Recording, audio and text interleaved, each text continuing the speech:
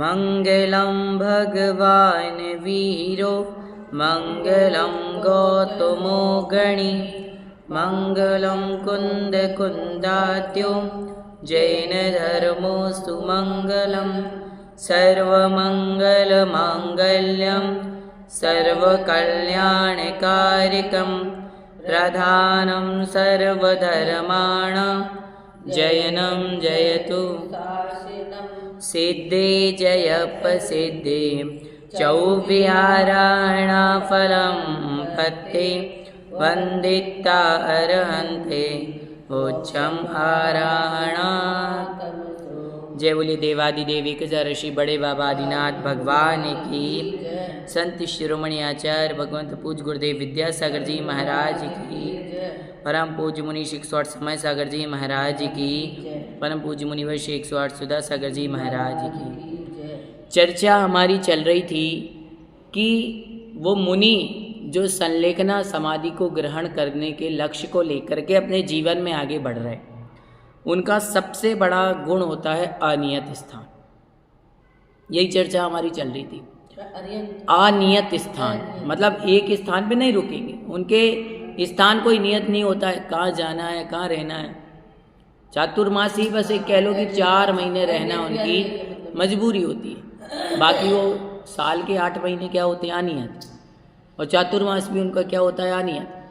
मालूम हुआ अपन को कि कोई महाराज जी अपने किशनगढ़ में आने वाले, सब ऐसा कह रहे हैं।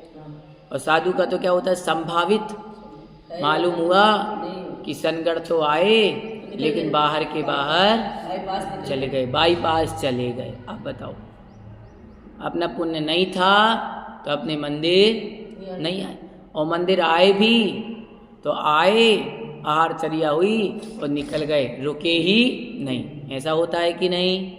क्यों? क्योंकि उनका कोई स्थान नियत नहीं। हम तो कहीं जाते हैं तो जाने के पहले अपने आने की टिकट हो जाती है कि सब में शिखर जी भैया 17 तारीख को जाना है और 25 को वापस आना है, तो रिटर्न टिकट बन गई। लेकिन साधु की कोई रिटर्न टिकट नहीं होती है, ना रिटर्न टिकट होती है ना जाने की टिकट होती है, ये समझ लो।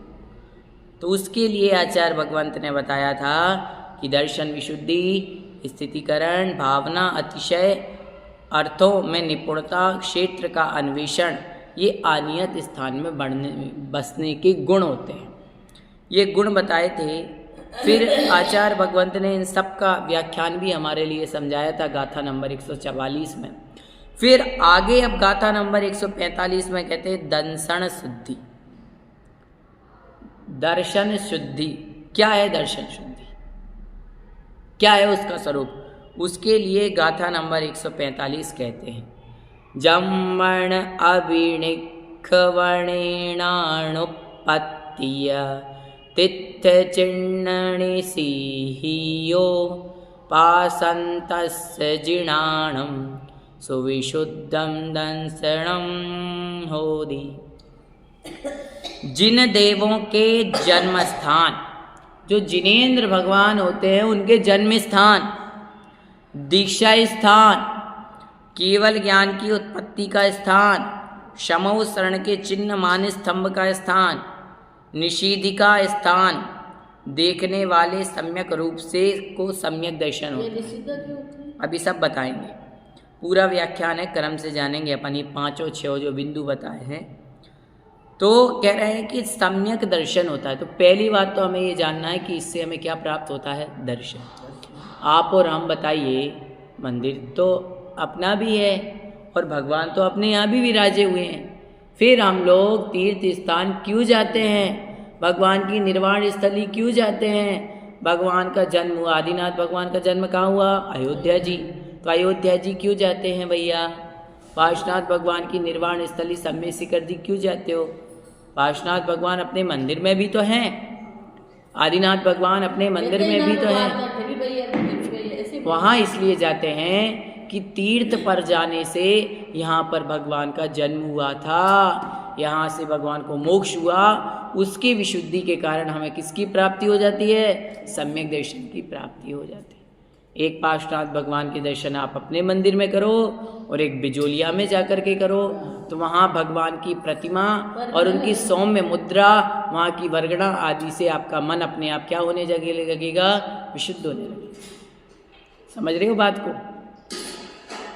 देखो शादी तो सब जगह से होती है, आप तो चाहो तो इस गार्डन में टेंट लगा लो, यहाँ वरमाला हो जाएगी, लेकिन बड़े बड़े गार्डन में से क्यों करते हैं फिर? अच्छा लगता है। करना तो यहीं से कर लो, होने को तो घर में से भी हो सकते। सुनो, घर में से कर लो, मंदिर में से कर लो, क्या करना? हाँ, 4 लोग 8 लोग बुला कर लो, लेकिन इतना सारा तामझाम क्यों करते हैं? ताकि आनंद आता है, आता कि नहीं? तो फिर उसमें तो नहीं बोलोगे आप, यहाँ तो कहोगे भैया तीर्थों में पैसे खर्चे क्यों करना, यहीं जब दर्शन मिल रहे हैं। तो वही बात है कि तीर्थों पे जाकर के दर्शन करने से वहाँ की विशुद्धि की बात अलग होती है। सबसे पहले कह रहे हैं जिन देवों के जन्म स्थान। अब जिन देव कौन है? जिनेंद्र भगवान, तीर्थंकर भगवान। नए शरीर के ग्रहण को जन्म कहते हैं। जन्म किसे कहते हैं? नए शरीर को ग्रहण करना जन्म है। वह जन्म जिस क्षेत्र में हुआ है, जन्म के साहचर्य से उस स्थान को जन्म शब्द कहा। जिस क्षेत्र में जन्म हुआ अथवा शरीर ग्रहण करने वाली आत्मा का माता के पेट से निकास हुआ, वह जन्म। जो आत्मा जन्म लेने वाली है, उसका जो शरीर है, उस शरीर का आत्मा के पेट से निकलने का नाम क्या कहलाता है? जन्म कहलाता है। रत्नत्रय धारण करने की भावना से बाहर जाना जिस क्षेत्र में हुआ उसे निष्क्रमण कहते हैं, तब कल्याणक कहते हैं। किसी को रत्नत्रय है, रत्नत्रय को धारण करना है, सब गृहस्थी छोड़ छाड़ करके कहाँ चले? मोक्ष मार्ग की ओर चले। केवल ज्ञानावरण के क्षय से सब पदार्थों के यथार्थ स्वरूप को ग्रहण करना, ये क्या कहलाता है? कि सब कुछ आपने क्या कर दिया है? केवल ज्ञान प्राप्त कर लिया और ज्ञानावरण कर्म को क्षय कर दिया। क्योंकि सामान्यवाची शब्दों की भी शब्दों में विशेष प्रवृत्ति प्रसिद्धि या तीर्थ से सम्मुखशरण का ग्रहण किया है, जिसमें पाप के विनाश के इच्छुक भव्य जीव तीर्थते हैं, वह तीर्थ है। सुन लो, तीर्थ मतलब समूह शरण भगवान का। तीनों लोकों के नाथ का जब समूह शरण लगता है तो भव्य आत्माएं वहाँ पर क्या करने के लिए जाती हैं? अपना कल्याण करने के लिए। आप एक बार बताएं, आचार्य शिवकोटि महाराज, आचार्य उमा स्वामी महाराज, बड़े बड़े आचार्य भगवंत हुए, इन्होंने उपदेश किसको दिया? भव्य को कि अभव्य को? भव्य को, क्योंकि अभव्य का तो कुछ होना ही नहीं है ना। पानी में आप ठर्रा मूंग डालोगे तो उसका सीजेगा क्या? वो तो डालो या नहीं डालो बराबर है। बोलो, तो ये अभव्य जीव क्या है? ठर्रा मूंग है, चाहे पानी में उबालो चाहे पानी में डालो, लेकिन ये सीजने वाले, तो इनको उपदेश ही क्यों देना? आचार्य भगवंतों ने उपदेश हमेशा किसको दिया? भव्यों को। पंडित दौलत राम जी ने कहा ना, ताही सुनो भवी मन थिरान। सब आचार्य भगवंतों ने कहा उपदेश किसको है? भव्य जीव को। और उपदेश सुनने हम आए हैं, तो हम कौन हैं? भव्य हैं। तो समूह में भी कौन जाएगा भगवान के? भव्य जीव ही जाएगा। तो वो समूह शरण के चिन्ह मानस स्तंभ हैं। निषिधिगा, निषिधि अर्थात योग वृत्ति जिस भूमि में हो उसे निषिधि कहते हैं। अर्थात योग वृत्ति, योगों को जहाँ धारण किया जाता है, योगों की वृत्ति जहाँ पर हो उस भूमि को कहते हैं निषिधि। श्रुत से पहले जाने हुए जिनदेव के इन जन्म आदि स्थानों को जो देखता है उसका श्रद्धांशु विशुद्ध होता है। आप जाएं 24 तीर्थंकर भगवान की जन्मस्थली, आपका मन पवित्र हो जाएगा। ओहो, हम अपना डेट ऑफ बर्थ याद रखते हैं और आपसे कोई पूछे भैया जन्म कहाँ हुआ, तो आप बड़े गर्व से कहते हो हमारा जन्म किशनगढ़ में हुआ है, हमारा जन्म इस गांव में हुआ है। आज सदलगा को कौन जानता था? कौन जानता था सदलगा को? कोई नहीं। और वहाँ पर हमारे भगवान का जन्म क्या हुआ पंचम काल के, अब कौन नहीं जानता? अब आप क्या कहोगे? कौन नहीं जानता? मतलब सब जानते हैं। बताओ आप, सदलगा सही बात है कि नहीं? अब बताओ, ईश्वर वारा सुधासागर जी महाराज की जन्म स्थली है, बिल्कुल छोटा सा गांव है। सदलगा भी छोटा गांव है, कोई पहले बड़ा नहीं था, लेकिन अब हाँ छोटा गांव है ना, और आप देखो कितना फेमस हो गया। सोचो तो जहाँ जहाँ मुनि महाराजों का जन्म हो जाता है वो जन्म स्थान क्या बन जाता है? तीर्थ के समान हो जाता है। किसी तीर्थ का मकान की तो मंदिर बन गया वहाँ पे। हाँ, अब ऐसे ही 24 तीर्थंकर भगवान के जो चंदपुरी, सिंहपुरी, अयोध्या, बनारस, शौरीपुर, जो जो जन्म स्थान है, हाँ 24 तीर्थंकर भगवान के जो जो जन्म स्थान हैं वो सारे के सारे जन्म स्थान किसी तीर्थ से कम नहीं है। तो वही कह रहे हैं, देशांतर में भ्रमण करने वाले जिन देवों के जन्मादि स्थानों को देखने से महती श्रद्धा उत्पन्न होती है। बहुत सारी उससे क्या उत्पन्न हो जाती है? श्रद्धा। जैसे किसी सुंदर नारी को वर्णन के द्वारा परोक्ष रूप से जानकर दूसरे के कथन से उसे देखने की इच्छा होती है, उसे साक्षात देखने पर विशेष श्रद्धा होती है। उदाहरण दे रहे, कोई सुंदर नारी है, कोई सुंदर नारी का वर्णन कर रहा है, कोई सुंदर नारी ऐसी है, उसका रूप ऐसा है, उसकी आंखें ऐसी हैं, तो मन में ऐसा आता भाव उसको देख ले, और देख करके मन में उसके प्रति श्रद्धा का भाव, देखने का मन होता है और देख करके श्रद्धा उत्पन्न होती है। वैसे ही तीर्थों के बारे में जब आपको कहेंगे कि भैया कुंडलपुर में ऐसा होने वाला है, कुंडलपुर में ऐसा काम हो रहा है, आपका मन होगा कि नहीं जाने का? जाने के बाद तो फिर चंगा ही चंगा है। धर्म क्षेत्र में है कि नहीं? अब आप बताओ। अथवा जब तीर्थंकर जन्म लेते हैं तब वे अनियत विहार करने वाला यति, 3 ज्ञान के धारी और स्वर्ग से अवतरित होते समय विशिष्ट पूजा को प्राप्त जिनदेव के जन्माभिषेक कल्याण को देखता है। जिनेंद्र भगवान का जब जन्म होता है तो जन्म से ही कितने ज्ञान के धारी होते हैं? 3। कौन कौन से? मति ज्ञान, श्रुत ज्ञान और अवधि ज्ञान। वह जन्मोत्सव लोक रूपी घर में छिपे हुए अंधकार के फैलाव को दूर करने में तत्पर है। जैसे ही भगवान का जन्म होता है, तीनों लोकों में जन्मोत्सव मनाया जाता है। आप लोग नहीं मनाते? किसी का जन्म होता है, हाँ, पोता पोती का जन्मदिन होता है तो आप मनाते हो कि नहीं? तो आदिनाथ भगवान भी तो कौन है? हमारे, ये भी हमारे रिश्तेदार हैं। अब आप कहोगे हम तो आदिनाथ भगवान के वंशज थोड़ी, हम क्यों मनाएंगे भैया? भैया अपना वंश किससे चल रहा है? आदिनाथ से, अजितनाथ से, महावीर से ही चल रहा है। सुन लो, ये पीढ़ी वहीं से चली आ रही है। जैनियों के कुल देवता कौन है? जिनेंद्र भगवान। कुलदेवी कौन है? जिनवाणी माता। कुलगुरु कौन है? निर्ग्रंथ मुनिराज। और कोई नहीं है। सुन लो, कुल मतलब हमारा वंश, कुटुंब। मैं आपके कुटुंब का हूँ, आप हमारे कुटुंब के हो। अब आपने कही थी नहीं भैया हम तो गंगवाल हैं, हम तो पाटनी हैं, हम तो पापड़ीवाल हैं। ये कोई बात होती है क्या? ये तो बाहरी गोत्र है, भीतरी जो हमारी है वो क्या है? हमारे भगवान ही हैं।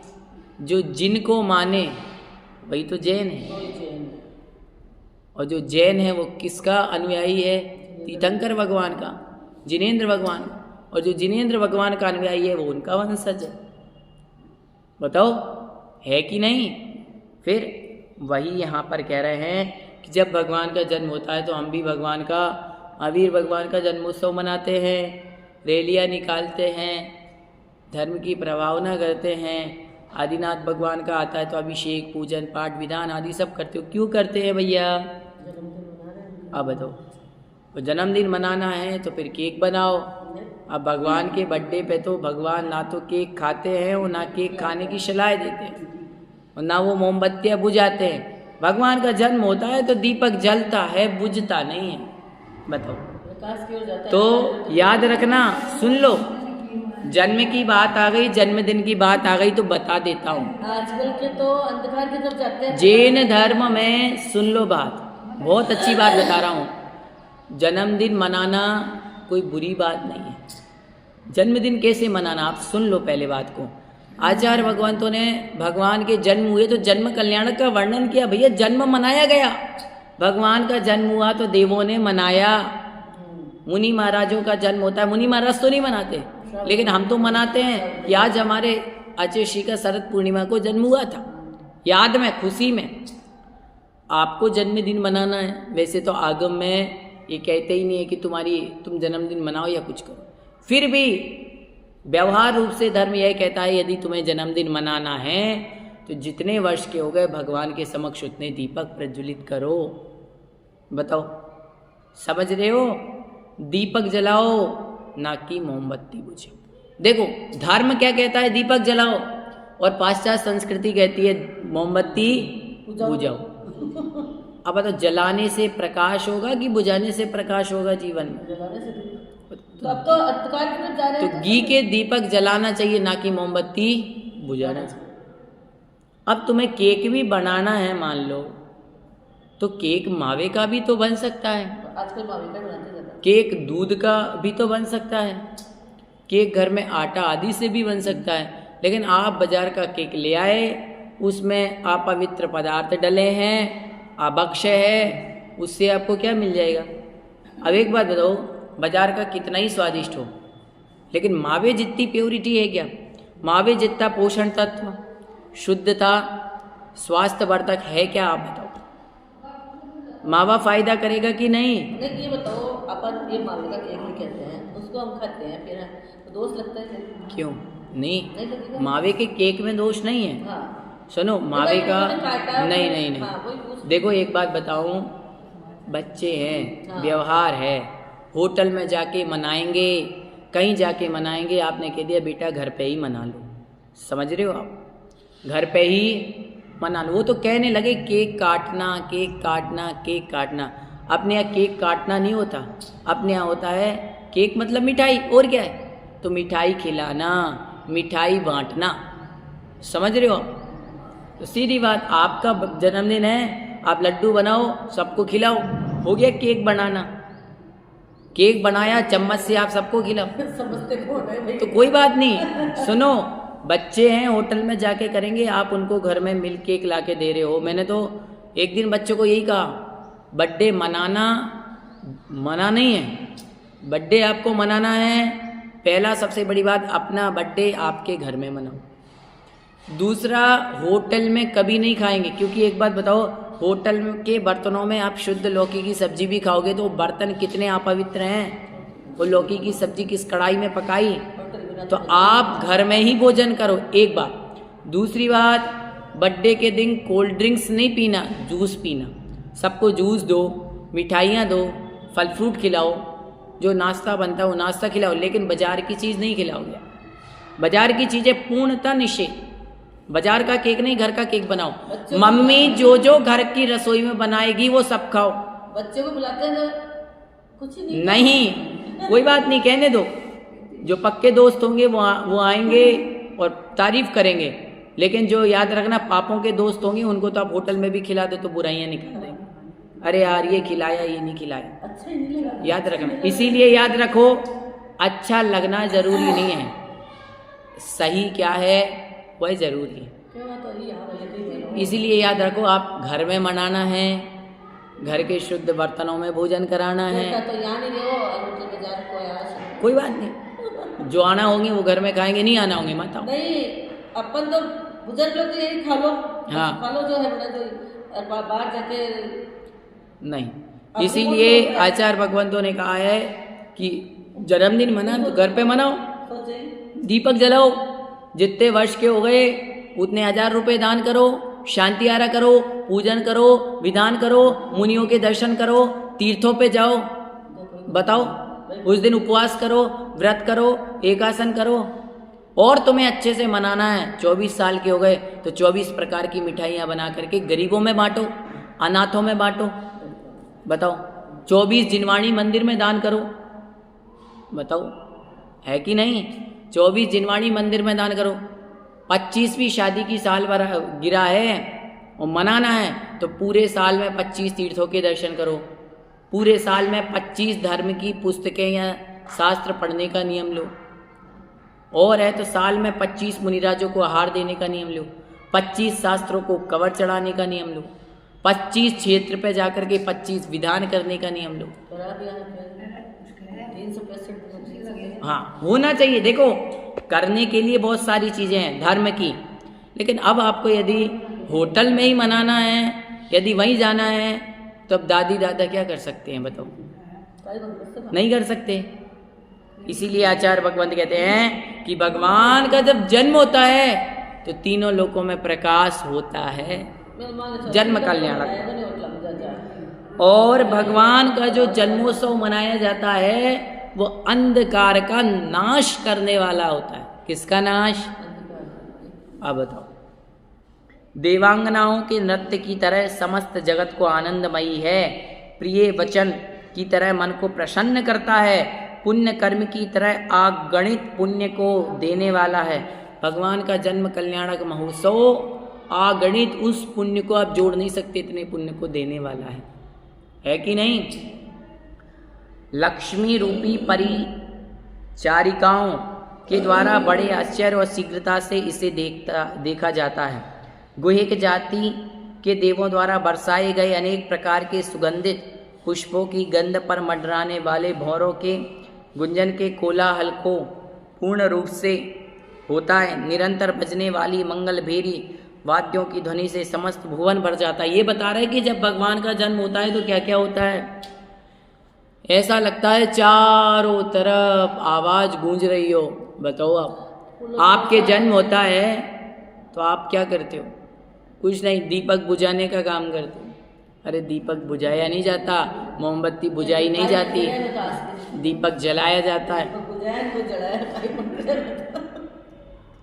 अब कह रहे हैं कि देवांगनाओं के नृत्य को जीतने की इच्छा से मानो महलों के शिखर पर 5 वर्ण की पताका रूपी नृत्यांगनाएं नाचती हैं। भगवान के जन्म के समय इंद्र के सिंहासन से भयभीत हुई नवजन्म वाली देवांगनाएं जल्दी से इंद्र के कंठ से लिपट जाती हैं। जब भगवान का जन्म होता है तो क्या कंपायमान होता है? सिंहासन, सौधर्म इंद्र का। तो तब इंद्र का मुख प्रेम से खिल जाता है। जैसे ही देवांगनाएं इंद्र के कंठ से लिपट जाती हैं तो उसका मन क्या हो जाता है? खिल जाता है। तब देव परिवार जल्दी से उठकर बड़े आदर से इंद्र की आज्ञा सुनता है। जो इंद्र परिवार होता है वो सौधर्म इंद्र की आज्ञा सुनता है। तभी तो सौधर्म इंद्र उनको कहता है कि तीर्थंकर भगवान का जन्म हुआ है, ये करना है, ये करना है। भेरी के शब्दों को सुनकर इंद्रादि प्रमुख सब देवगण एकत्रित होता है। जब भगवान का जन्म होता है तो भेरी नहीं बजती है, शंख भेरी बजती है। वो ऐसी सुरीही टाइप की रहती, वो बजती है। हाँ, अब वो बजी और बज करके सब क्या हो जाते? देवगण इकट्ठे हो जाते हैं। सब देवगण इकट्ठे होते ही परस्पर संघर्ष से उत्तर वैक्रियक शरीर के धारण करके देवों की सेना आकाश मार्ग में व्याप्त हो जाता है। और जन्माभिषेक के समय जिन बालक को लाने के लिए आई हुई इंद्राणी के निपुरों के शब्द से चकित हुई हंसी के विलास से राज मंदिर का आंगन शोभित होता है। ऐरावत हाथी पर उतरकर इंद्र अपनी वज्रमयी भुजाएं फैला देता है। देवताओं के हाथों से प्रहार से ढोल, भेरी शब्द आदि के साथ सिंहनाद विशाल दिशाओं को बधिर कर देता है। और गमन करते समय बजाए गए अनेक नगारों के गंभीर शब्द होते हैं।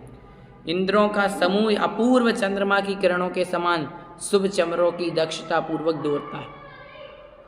चमर डोरे जाते हैं भगवान के समक्ष। भगवान को ऐरावत हाथी पर ले जाया जाता है। कौन ले जाता है? सौधर्मेंद्र और उसका पूरा दल बल क्या होता है? साथ होता। कितना सुंदर दृश्य होगा, विचार करो। इंद्राणियां बालक जिनका मुख देखने के लिए उत्कंठित होती हैं, श्वेत छत्र रूपी मेघों की घटाओं से आकाश ढक जाता है। आकाश ऐसा ढक जाता है जैसे उस तीर्थंकर बालक के ऊपर छत्र बनाना।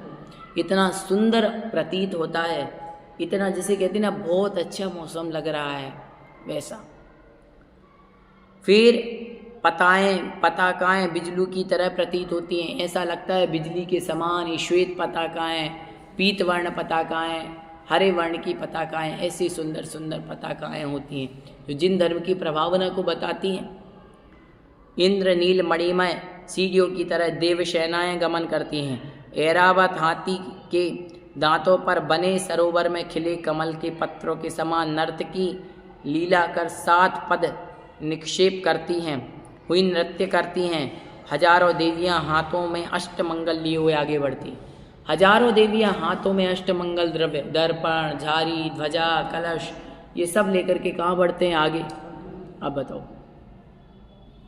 फिर और कौन होते हैं? साथ में तीर्थंकर भगवान, बालक,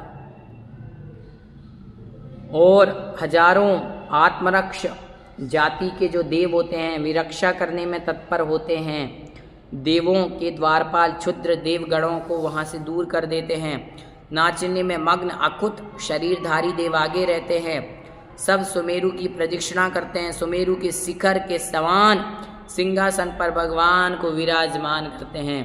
देव कुमारों की परंपरा से लाए गए क्षीर समुद्र के जल से भरे रत्न मणिमय कलशों से जिनका अभिषेक किया जाता है, जिनेंद्र भगवान का, इंद्राणी बालक का उनके अनुरूप श्रृंगार करती हैं।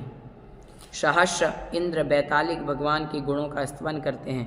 जन्मोत्सव के अवसर पर इंद्र नृत्य करता है। ऐसे जन्माभिषेक कल्याण को जो देखता है वो अति सम्यक दर्शन उसका निर्मल होता है। देखो कितनी बड़ी बात। अब उस जन्म कल्याणक को देख करके हमारा मन क्या होता है? पवित्र। अब बताओ आप। इसीलिए तो आचार्य भगवंतों ने कहा कि जन्म कल्याणक क्यों देखना चाहिए, तीर्थों पे क्यों, पंच कल्याणक क्यों कहते हैं आपको देखने का? साक्षात तो हम वहाँ जा नहीं सकते क्योंकि वो तो जन्म तो चतुर्थ काल में ही हुए थे, लेकिन अभी पंच कल्याणक का रूप देख करके उस दृश्य से हम अपनी आत्मा को क्या कर सकें? पवित्र कर सकें। अब आगे कहते हैं कि भगवान का अभिनिष्क्रमण इस प्रकार होता है, उसका वर्णन। अभिनिष्क्रमण मतलब भगवान का जन्म। और सभी जिन देवों का जन्माभिषेक कल्याणक बड़ी विभूति के साथ मनाया जाता है। जितने भी तीर्थंकर भगवान होते हैं उनका जन्म कल्याणक कैसे मनाया जाता है? बहुत अभिरुचि के साथ। और भी जो तीर्थंकर के अलावा भगवान होते हैं उनका भी मनाया जाता है, लेकिन तीर्थंकरों की बात तो एक विशेष होती है। इंद्र की आज्ञा से कुबेर उनके लिए दिव्य वस्त्र, अंगराग, भोजन, वाहन, अलंकार आदि संपत्ति मतलब प्रस्तुत करता है। अब बताओ, कुबेर उनके लिए लेके आता है आभूषण, रत्नों के, बाजूबंद पहनने के, हाथ में पहनने के, दोनों कर्णों में कुंडल पहनने के, मुकुट लाता है, अच्छे अच्छे वस्त्र लेकर के आता है। अब बताओ उनको भगवान क्या करते हैं? जो उस समय बालक रहते हैं वो धारण करते हैं। उनके लिए भोजन, वाहन, रथ आदि सबकी व्यवस्था की जाती है। और मन के अनुकूल क्रीड़ा करने में चतुर देव परिवार, देव कुमारों का परिवार रहता है। उनके साथ खेलते हैं देव कुमार, उनका मनोरंजन करते हैं। उनमें कोई कोई जिनदेव पूर्व संचित पुण्य कर्म के उदय रूपी उदयाचल पर प्रकट हुए 1000 आरों से युक्त चक्र रूपी सूर्य की सहायता से अपने अपरिमित भुज पराक्रम से समस्त मागध, प्रभास आदि देव विद्याधर राजाओं के समूह को अपने अधीन कर लेते। इतना उनमें बल होता है, बड़े बड़े देवी देवताओं को अपने वश में कर लेते हैं। तीर्थंकरों के पास जितना बल होता है उतना बल किसी के पास नहीं होता। फिर भी उन्हें अपने बल का मान नहीं होता। और हमारे पास थोड़ी सी शक्ति आ जाए उसका हमें क्या आ जाता है? मद आ जाता है। और यही अहंकार क्या करने वाला है? पतन को ले जाने वाला है। एक बात बताइए, आपने अच्छा काम किया, आपने बहुत अच्छा काम किया, आप नेता बन के अपने समाज को अच्छी दिशा दी, कोई भी अच्छा काम हो सकता है, आपने मंदिर बनवाया, आपने हॉस्पिटल बनवाई, तो क्या उसका अहंकार कर लें? और अहंकार करने से क्या होगा? अहंकार करने से जो हमारा पुण्य होता है वो सारा का सारा पुण्य क्या होने लगता है? क्या होने लगता है? क्षीण होने लगता है। इसीलिए कहते हैं कभी भी हमें अहंकार नहीं करना चाहिए। तो कहते हैं आगे कि देवांगनाओं के रूप, यौवन और विलास को तिरस्कृत करने वाले चतुर 32,000 पट्ट रानियों के मुख रूपी कमलों को विक्षिप्त करने में तत्पर रहते हैं और इंद्र द्वारा भेजी गई नर्तकियों के नृत्य का अवलोकन करते हुए मनोविनोद होते हैं। किन्नर आदि देव गंधर्वों के गीतों को बड़े आदर से सुनते हैं। काल, महाकाल आदि 9 निधियां उनके राजकोष में उत्पन्न होती हैं। चक्र, रत्न आदि 14 रत्न होते हैं। प्रत्येक रत्न 1000 देव रक्षा करते हैं। चक्रवर्ती का जब वैभव आपने सुना होगा तो 14 रत्न 9 नवनिधि प्रकट होती हैं और एक एक रत्न की 1000 देव क्या करते हैं? रक्षा करते हैं। 32,000 मुकुट बद्ध राजा स्वर्ण निर्मित मुकुटों के ऊपर मकरिका में लगे रत्न दीपों की पंक्ति द्वारा पाद पीठ में नित्य पूजे जाते हैं। उनको नमस्कार करते 32,000 मुकुट बद्ध राजा, 32,000 राजा जिन्हें नित्य नमस्कार करते हैं। देव कुमार भेंटें लेकर के उनकी सेवा में उपस्थित रहते हैं। इस तरह वे मनुष्यों को प्राप्त भोगों से होने वाले सर्वोत्कृष्ट सुख को बिना खेद भोगते हैं। अन्य कुछ देव मंडलीक, महामंडलीक आदि राजपद को शोभित होते हैं या प्राप्त होते हैं। अब बताओ कैसे कैसे भगवान की महिमा है कि नहीं? इसीलिए कहते हैं कि उस तीर्थंकर भगवान के जन्म का समय का जो दृश्य होता है, उनके जीवन का जो दृश्य होता है, आपको मालूम है भगवान तीर्थंकर भगवान चक्रवर्ती आदि जो बड़े बड़े महापुरुष होते हैं, चक्रवर्ती का वर्णन पढ़ना, कितना वैभव होता है उसके पास। बड़े बड़े राजा, 6 खंडों का अधिपति है वो तो। कितने घोड़े, कितने हाथी, करोड़ों 14 कोटि 18 घोड़े, 18 करोड़ घोड़े, 84 लाख हाथी, 84 लाख हाथी होते हैं। अपने पास कितने हाथी हैं भैया? प्लास्टिक के प्लास्टिक का भी होता है प्लास्टिक के भी नहीं, वो भी नहीं है। बताओ 84 लाख हाथी, 18 करोड़ घोड़े, जिनके पास संपत्ति, सेना है हजारों की, लाखों की, करोड़ों, फिर भी उनको मद भरत चक्रवर्ती ने सब छोड़ दिया। बाहुबली ने सारा राज्य जीत लिया और जीत करके सब कुछ छोड़ दिया, क्योंकि ये सब क्या है? निस्सार है। इसीलिए आचार्य भगवान और वर्णन कर रहे हैं। तो इस प्रकार से यहाँ पर जो वर्णन चल रहा है वो किसका चल रहा है? जिनेंद्र भगवान के जन्मोत्सव का, उनके जीवन का चल रहा है। तो आज हम इतना ही पढ़ेंगे, इसकी चर्चा और आगे हम कल करेंगे। जिन वाणी के ज्ञान से सूझे लोक लोक,